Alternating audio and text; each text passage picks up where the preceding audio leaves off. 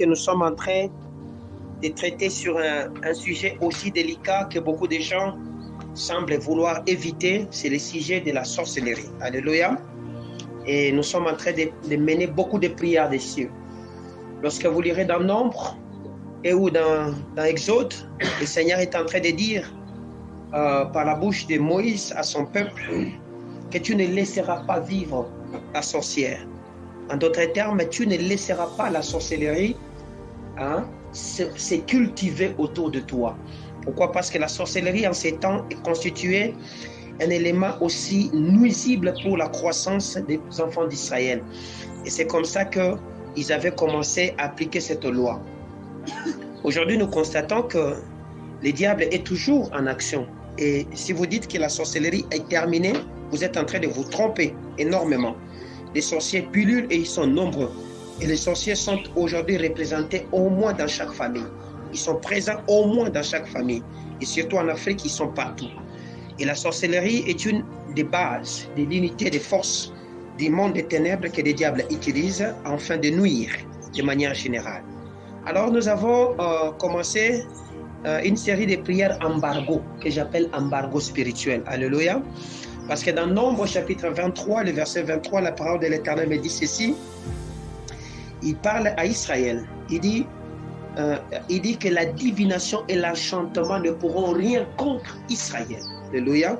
Parce que déjà à ce moment-là, il y avait Balak et Balaam qui s'étaient associés afin de mettre au point ces deux stratégies pour essayer d'étouffer Israël. Mais ils n'ont rien pu parce qu'ils savaient que cela n'avait pas de force.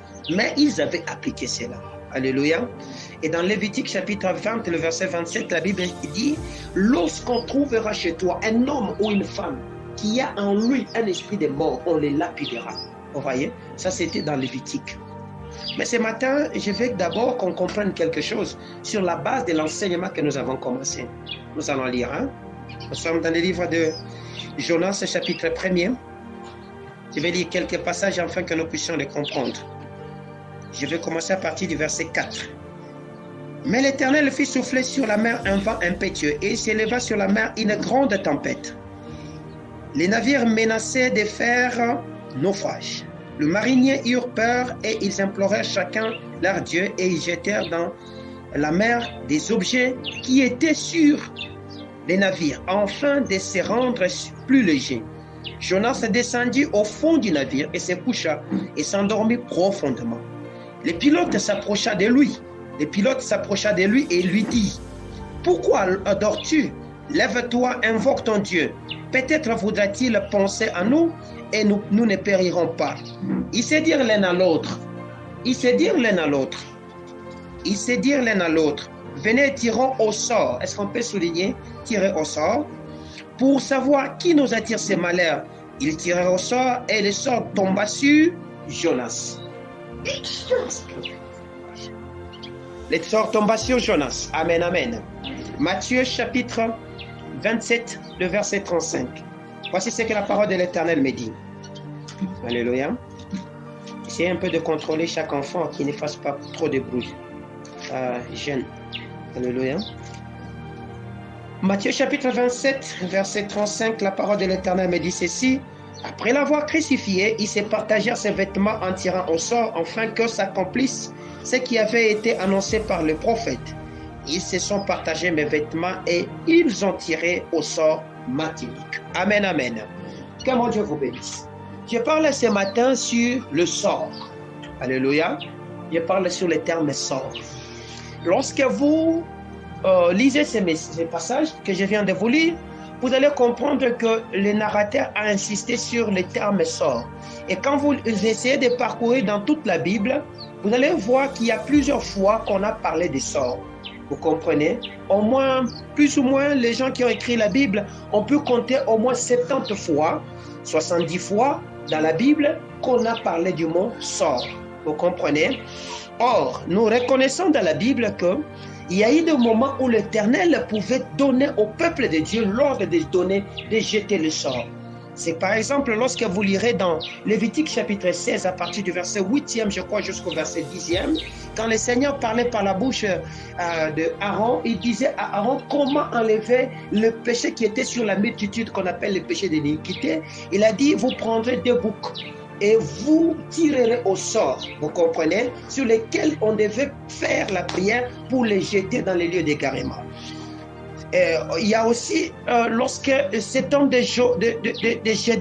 Jonas, et pas de Jonas, de Josué qui est arrivé à la porte de Canaan, quand il arrive à la porte de Canaan, le Seigneur lui dit de partager les terres. Ils ont tiré au sort, vous comprenez. Il y a David dans 1 Chronique chapitre 24, je crois, et le chapitre 25, vous allez comprendre que lorsqu'il avait besoin des différents prêtres pour les ordonner, on avait tiré au sort. Et Jésus-Christ lui-même, quand il était en train de soupir à la croix, ses habits ont été tirés au sort. Cela veut dire que les termes sort occupent une place assez importante dans la notion de la spiritualité. Autant ceci est utilisé par Dieu, autant les occultistes aussi utilisent le mot sort. Vous comprenez? Ils utilisent ces concepts lorsque nous allons dans les domaines de la spiritualité négative, c'est-à-dire chez les occultistes, les charlatans, les sorciers. Vous allez comprendre que leur manière de tirer au sort ou de jeter le sort, elle est différente. Les sorts changent de concept, vous comprenez? Ça ne devient pas les tris, ça ne devient pas quelque chose de spécial où on veut faire à quelqu'un, mais ça devient quelque chose de mauvais qu'on veut jeter sur cette personne-là. C'est comme ça que je suis allé plus loin pour chercher à comprendre le rôle de cette histoire. Vous allez comprendre que les mariniers, de manière générale, quand ils étaient en train de naviguer sur cet navire, ils ont compris que tout ce qu'ils avaient fait comme manœuvre avait échoué. Ils ont pris de leurs bagages, ils ont jeté pour rendre le navire assez léger, ça n'a pas tenu. À la fin des choses, ils devaient tirer au sort parce que c'était dans la coutume ou la tradition juive de chercher. Quand on cherchait un meurtrier, on jetait les dés. Vous comprenez? On jetait le sort pour comprendre c'est qui. Parce que si la personne ne veut pas parler, c'était la voie la plus facile pour le faire parler. Et on ne jetait pas les dés pour jeter. Pendant qu'on faisait ces choses, on faisait aussi des prières. Vous comprenez? Afin que ce ne soit pas l'innocent qui va mourir, mais que ce soit quelqu'un de sincère que Dieu lui-même a choisi. Vous comprenez? Alors, on avait fait ceci pour cet homme qu'on appelle Jonas, afin qu'il puisse arriver à savoir il s'agissait de qui leur a tiré ces malheurs là-bas. Nous sommes à la fin de l'année.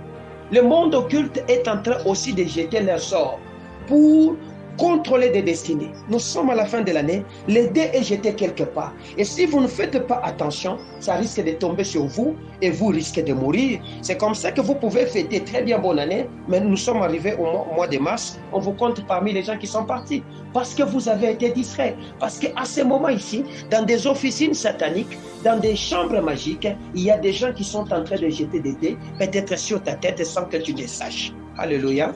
C'est comme ça que j'ai cherché à comprendre parce que cela occupe une place spéciale. Nous avons cherché à comprendre mais pourquoi on jette souvent les dés et pourquoi les occultistes utilisent aussi les mêmes procédés que ce que Dieu avait utilisé ou pouvait demander à son peuple pendant ces temps-là.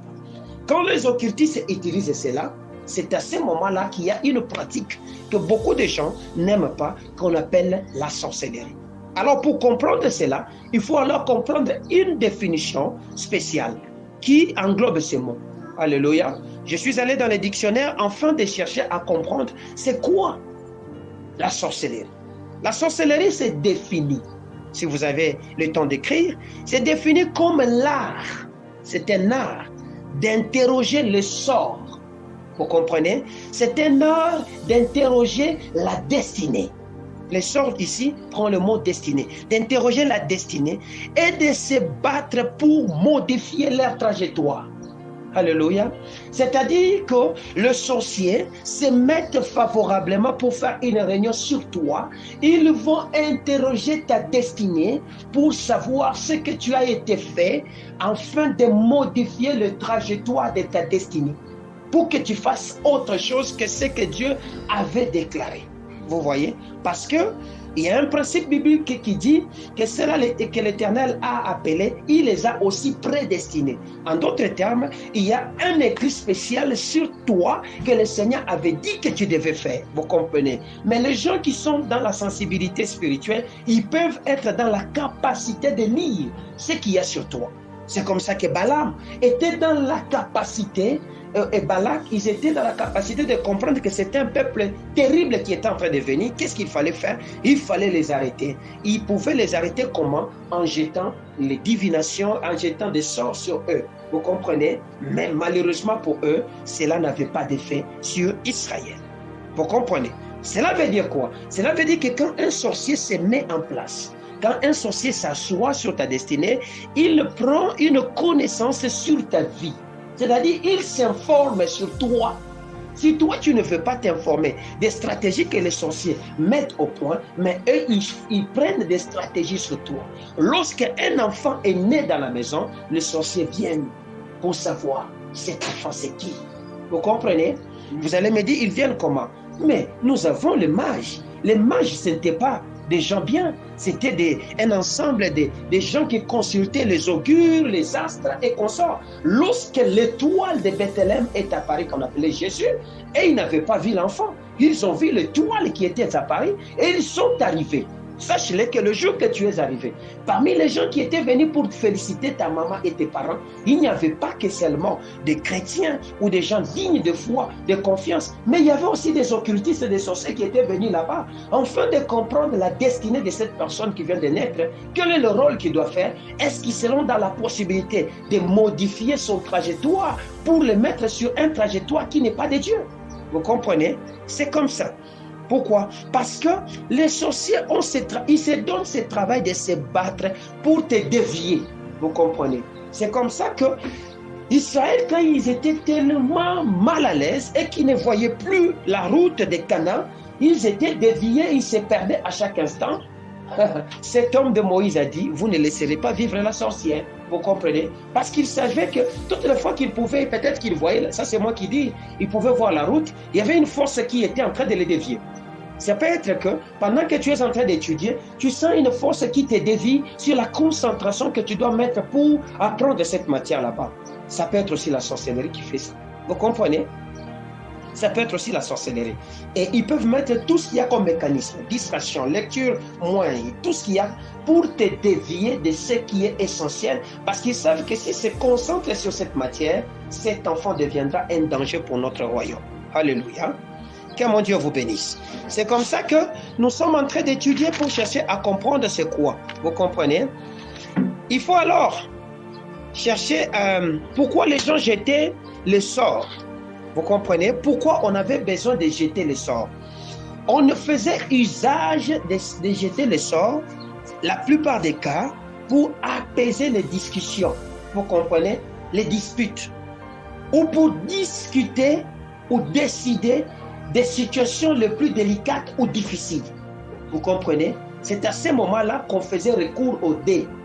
On prenait quelque chose, on pouvait le mettre soit dans une marmite, on le jongle jusqu'à ce que ça va donner la face. Et on va lire qu'il s'agit de telle personne.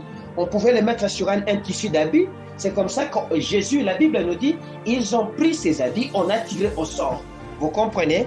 C'est parce que c'était une pratique qu'on utilisait spirituellement, qu'on avait besoin, qui visait à contracter et qui visait à faire cesser une contradiction. Naturellement, c'est comme ça. Mais le sort des sorciers, ce n'est pas dans les cas. Vous comprenez? Le sort que les sorciers jettent, c'est dans les cas de maîtriser la personne. Vous comprenez? C'est dans le cas de contrôler la destinée de la personne. C'est dans le cas de s'incarner dans la personne et de faire d'un élément de leur camp. Vous comprenez? Voilà pourquoi le sort se définit, selon les Larousse, pas selon la Bible, selon les Larousse, ça se définit comme un caillou. Vous comprenez? Ou un petit morceau de bois dont on se servait pour prendre des décisions. Vous voyez? On les déposait soit sur un vêtement ou sur un récipient qu'on secouait. Vous voyez? Et souvent, ça se faisait accompagner des prières. Vous comprenez? Le sort se définit encore comme étant un choix qu'on porte sur quelqu'un, vous voyez, par hasard, sur la destinée d'une personne, afin de les contrôler. C'est ça le sort. Or, le sort, si vous cherchez, ça, c'est synonyme, si je peux le dire, différents synonymes. Le sort dont on parle ici, il ne s'agit que de la destinée, vous comprenez, ou du destin, vous comprenez. Or, lorsqu'on vient jeter un sort sur toi, dans l'occultisme, on attaque principalement ta destinée ou ton destin, vous comprenez. Pourquoi je parle de cette matière? C'est parce que nous sommes dans un moment très sensible, le moment de novembre, donc octobre, novembre, décembre, janvier. C'est un moment où on attaque les destins de beaucoup de gens. Vous comprenez? Celui qui a le contrôle de ta destinée en ce moment là-bas, il a le contrôle de toute ton année. Vous comprenez? Il a le contrôle de toutes tes affaires que tu peux faire sur cette année là-bas. Voilà pourquoi il est recommandé aux enfants de Dieu d'être très sensibles. Pourquoi? Parce que la bataille dans la Bible de manière générale et la bataille de la destinée s'est passée à la porte. Vous comprenez? Voilà pourquoi dans Genèse, le Seigneur dit ceci. Il fait la promesse à Abraham ceci. Il dit, tes fils posséderont la porte de leurs ennemis. Or, la porte dont on parle, ce n'est pas seulement la porte des maisons, mais c'est la porte de toute entité. Ça peut être la porte du jour, la porte du temps, la porte des saisons. Vous comprenez? Nous sommes à la porte de l'année 2024. Vous comprenez? Nous sommes à la porte de la clôture de l'année 2023 et à la porte de l'année 2024 qui est en train de venir. Et cette porte, nous ne voulons pas que ce soit les ennemis qui prendront contrôle de cette porte là-bas. Vous comprenez? Or, si les ennemis prennent contrôle de cette porte là-bas, c'est-à-dire que notre destinée en 2024 sera une destinée qui sera catastrophique. Vous comprenez? C'est comme ça que nous prions, afin que le Seigneur nous rende capables de posséder et de prendre le contrôle de tout ce qu'il nous a donné en l'année 2024 ou à la clôture de l'année 2023 que nous allons clôturer dans quelques jours avec vous. Est-ce que je me fais comprendre? Or, ce qui se passe dans le monde des ténèbres, c'est quoi? C'est que c'est à la clôture de l'année, ils viennent maintenant jeter différents sorts sous la forme des enchantements. Vous comprenez? C'est-à-dire des pratiques dont on s'est servi de quelque chose de symbolique qu'on va planter sur toi. Vous comprenez? Soit sous la forme de maladie, soit sous la forme de rétrogradation, de péché, je ne sais pas, n'importe quelle manière qu'on va le faire, pourvu qu'on puisse avoir le contrôle sur toi, afin de te dévier de la parole que le Seigneur a calquée sur toi dans la période que tu veux entamer. Vous comprenez? C'est dans ce sens là-bas. Maintenant, qu'est-ce qu'il faut faire pour sortir de cette pratique là-bas? Or, la plupart des cas, lorsqu'on jette des sorts, on jette des sorts, je l'ai dit, c'est pour contrôler, oui, mais ce sont des sorts dans le monde occulte qui ont capacité de nuisance dans la destinée de quelqu'un. Vous comprenez? Qui ont mission de nuire dans cette personne là-bas et de l'assujettir à l'autorité de cette porte là-bas. Et c'est comme ça que ces choses se font à la porte. Vous comprenez? À la porte du jour. C'est comme ça que les sorciers vont ensorceler la nuit. Vous comprenez? À la porte du soir, à la porte de l'année, à la porte de la semaine, à la porte de tout. Parce qu'ils savent que lorsqu'il va se réveiller, ce sort tombera sur lui. Vous comprenez? Or, pour prendre, jeter un sort, on a besoin de quelque chose de symbolique sur toi.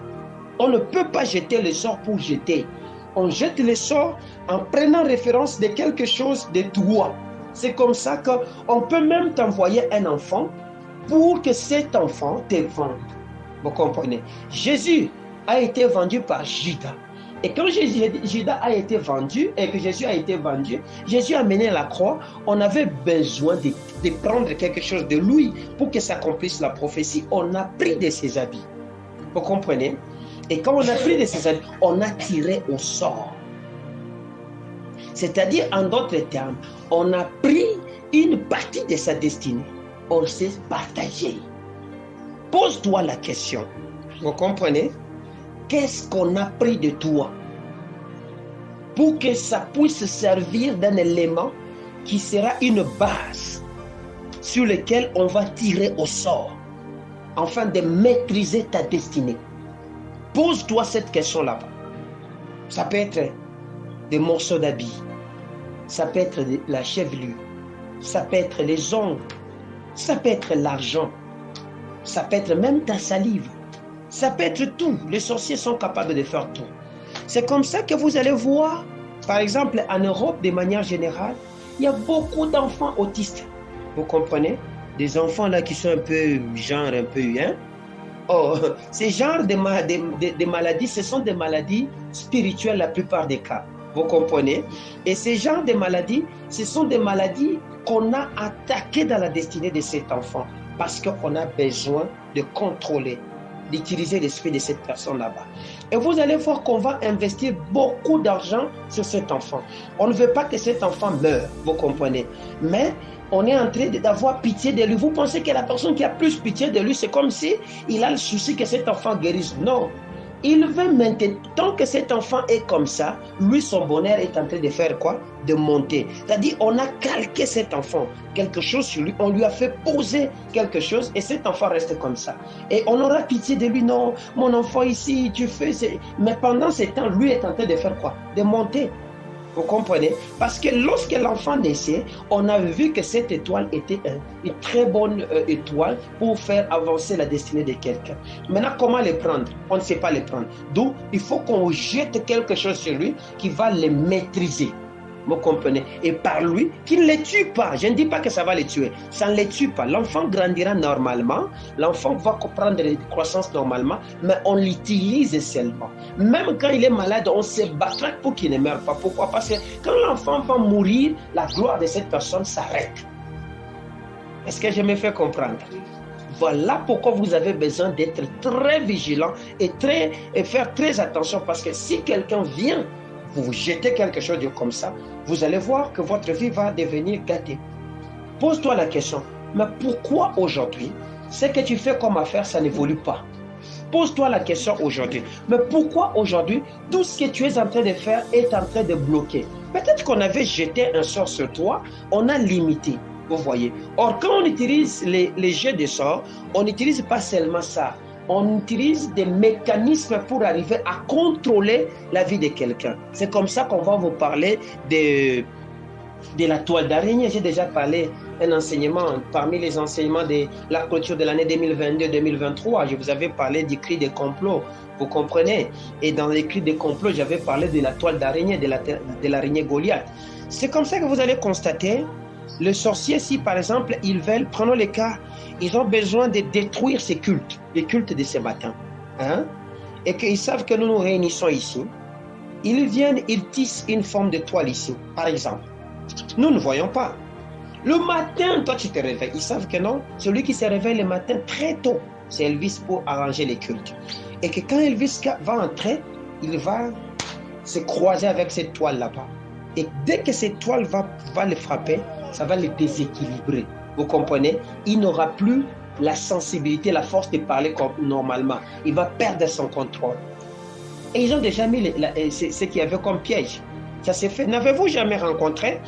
Vous êtes en train de marcher sur la route, une route assez large, il n'y a ni arbre ni quoi que ce soit, mais vous avez tendance comme si vous avez croisé sur votre route des toiles d'araignée qui vous ont croisé. Lorsque vous croisez ce genre de choses et que vous sentez que ça vous a cogné, vous êtes entré en contact avec ça, priez. Ne passez pas pour passer ou n'enlevez pas pour enlever. Priez pour détruire, parce que ça c'est ce qu'on appelle des pièges, des limites qu'on a mis. On a dit qu'il ne passera pas ici. On t'a déjà arrêté. Ton corps peut passer, mais ton esprit est là, est bloqué. Vous comprenez? Parce qu'ils savent que là qu'il peut partir, tu partais pour une affaire, tu partais pour quelque chose de bon, mais tu ne peux pas les posséder parce qu'on t'a déjà arrêté ici. Pourquoi? Parce que la Bible dit, en réalité dans l'homme, c'est l'esprit. Vous comprenez? Lorsque j'ai le contrôle de ton esprit, j'ai le contrôle de ton corps. Ton corps peut faire tout le mouvement, mais ton esprit, tant que ça ne saisit pas, ton corps ne saisira rien. Vous comprenez?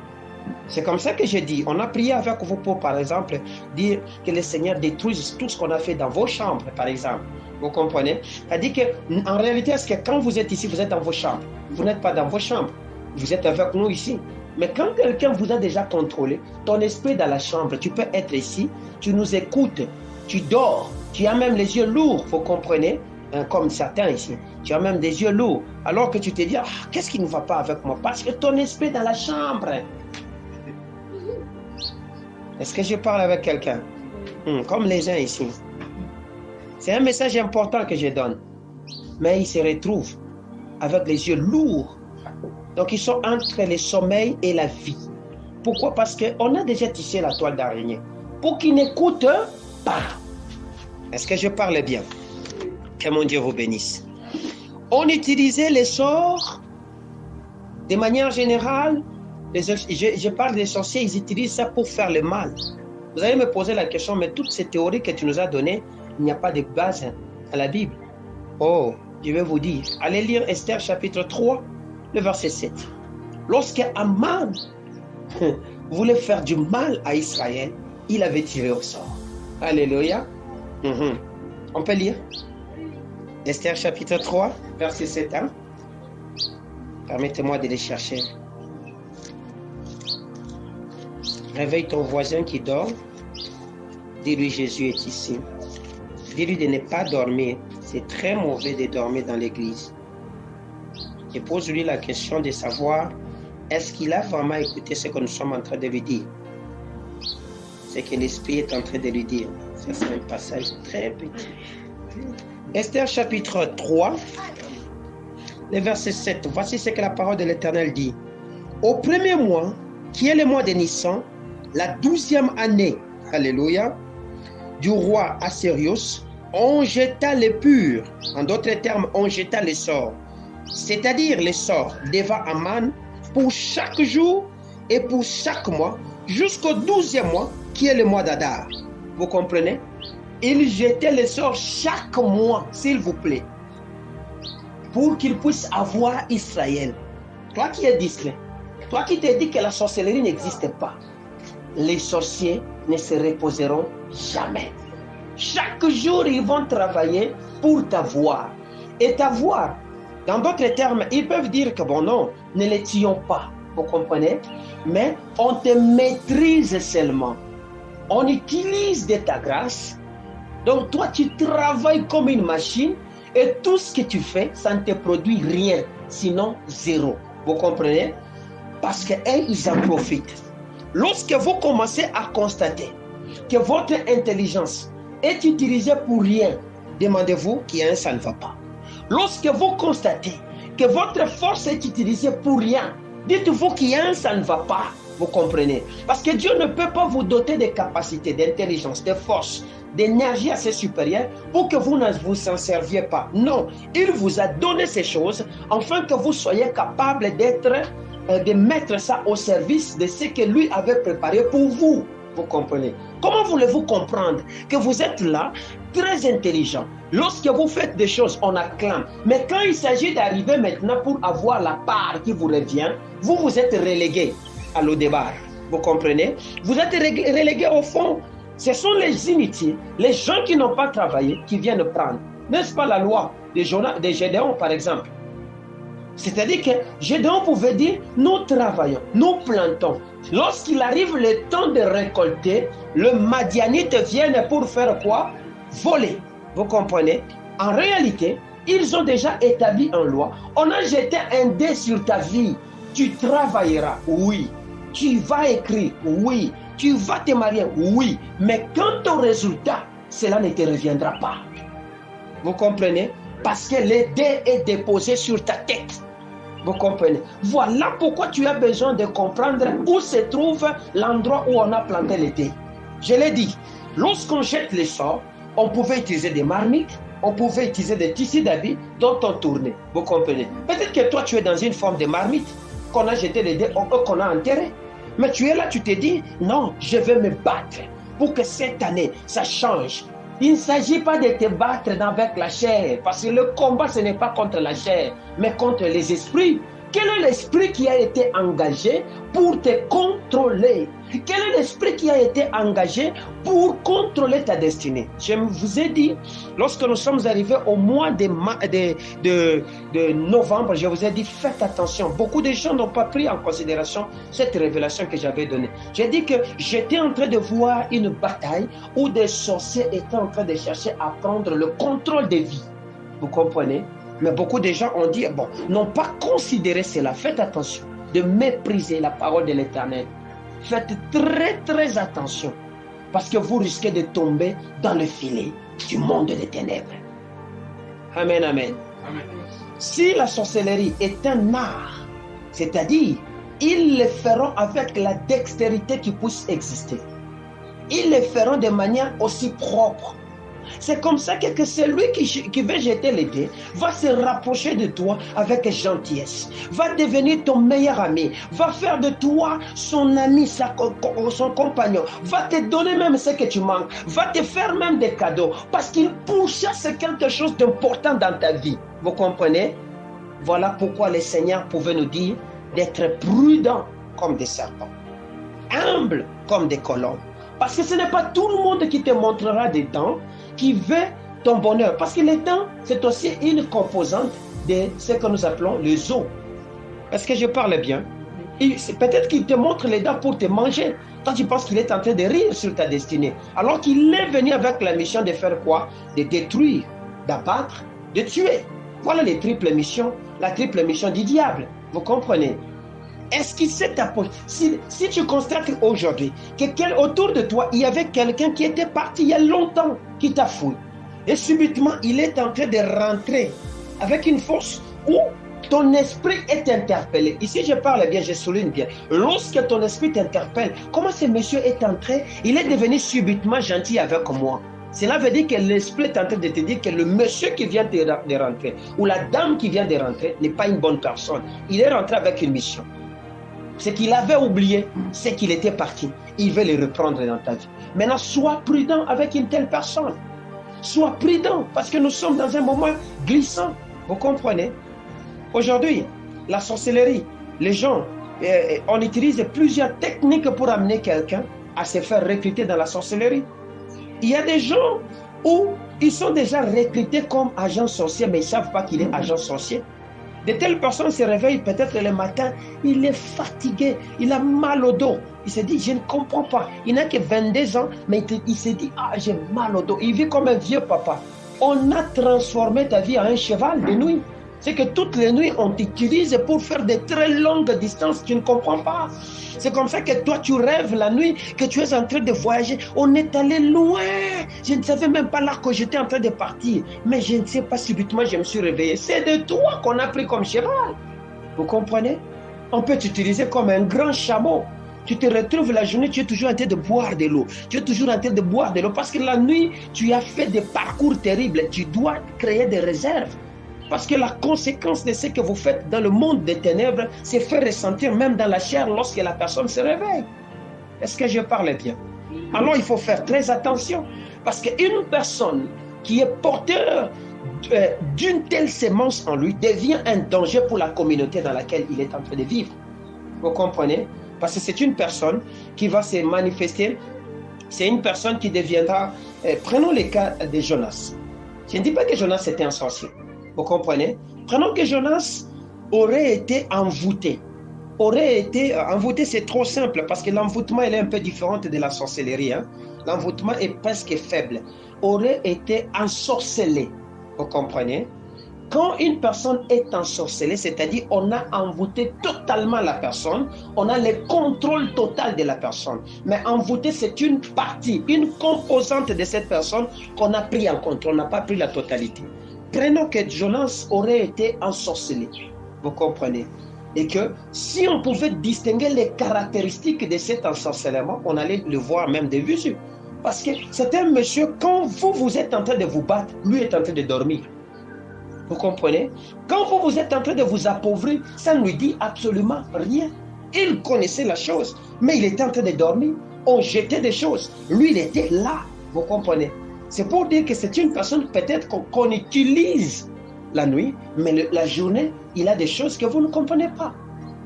On peut jeter des mauvais sorts sur toi qui bloqueraient ta destinée dans le sens d'une maladie incurable.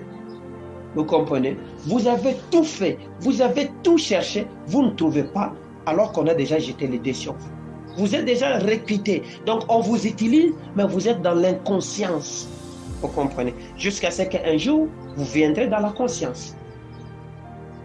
Donc, on peut aussi vous faire partager les repas. Vous mangez avec eux. Vous comprenez? Dans les sommeils. Plus vous mangerez, un jour on viendra vous demander, donnez-nous notre bonbon, donnez-nous notre biscuit que vous avez mangé. Vous allez vous dire, mais on me demande quoi? Qu'est-ce que moi j'ai mangé? Mais tous ces repas que toi tu manges la nuit là, tu connais qui les prépare? Tu connais qui les fait? Tu ne connais pas. Mais toi tu es là seulement, non, j'ai mangé, c'était succulent. Hein? C'était succulent.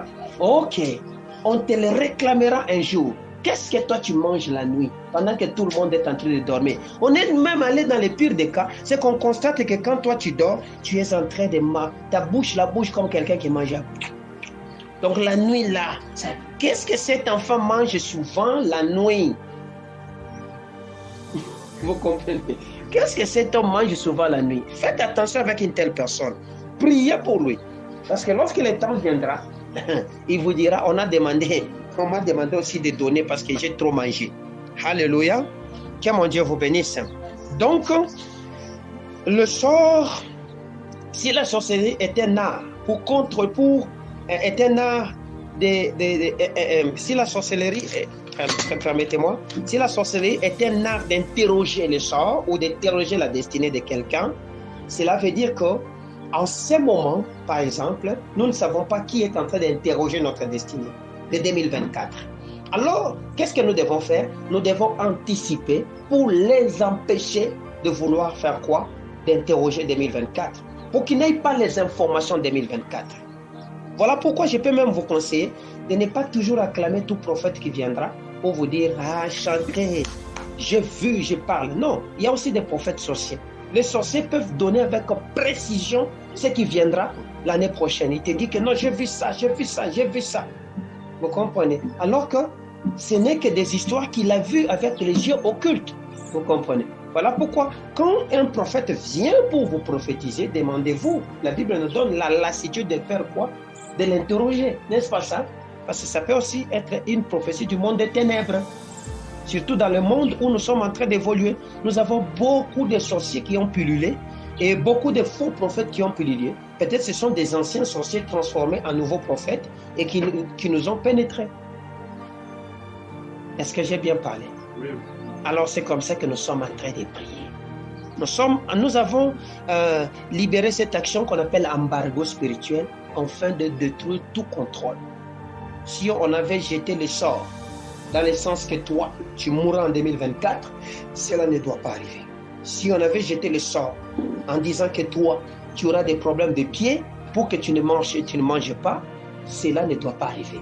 J'ai vu parmi nous un couple, j'ai vu qu'ils avaient des difficultés. J'ai vu d'abord cette nuit 2 sorciers se battre. Un jeune sorcier avec une vieille sorcière. Ils se battaient sur la rue. Ils se sont tellement battus.